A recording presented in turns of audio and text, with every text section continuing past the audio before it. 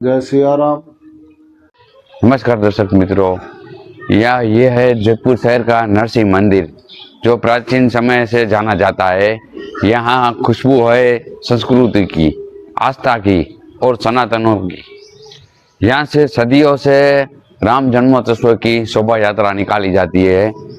ये बहुत पुराना मंदिर है, आप यहाँ देख सकते हैं।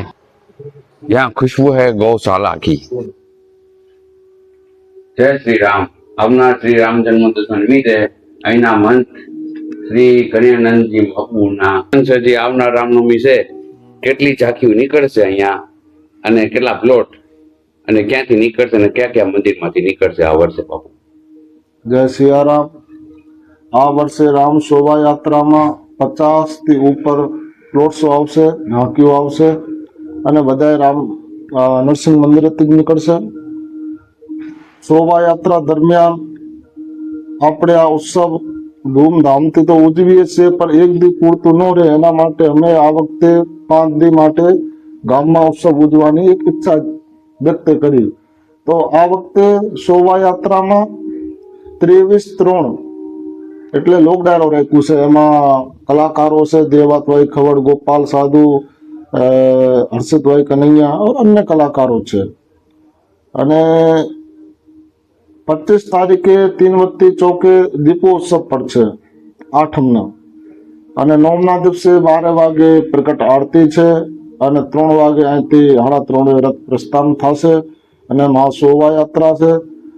અને તીનવતી પછી 7 વાગે મહાઆરતી છે, રથ મહાઆરતી, અને પછી શોભાયાત્રા એના ટાઈમે મંદિર વિસર્જન થશે।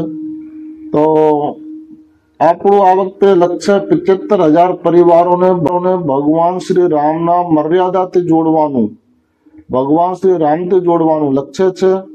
અને આ શોભાયાત્રા જેતપુરનું ગૌરવ છે। જેતપુર પૂરતી જ નથી, સૌરાષ્ટ્ર પૂરતી નથી, ગુજરાતનું નામી અને મોટામાં મોટી શોભાયાત્રા છે। આઝાદી પૂર્વથી આ શોભાયાત્રા ચાલે છે। તો પોતે ભગવાન પ્રત્યક્ષ અહીં બધાને દર્શન આપે છે અને એનો અનુભવ પણ અમને થાય છે।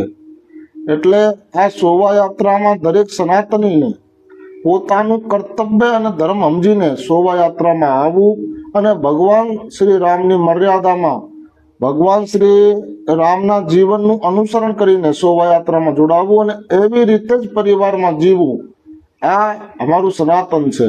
જય સિયા રામ। અને બાપુ લોક ડાયરાનું સમય કેટલાનું છે? લોક ડાયરાઓ સાંજે 8:30 થી ચાલુ થશે અને પછી હરી ઈચ્છા।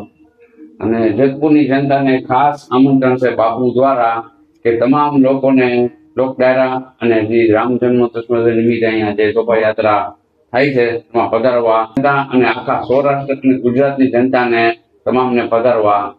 જય શ્રી રામ।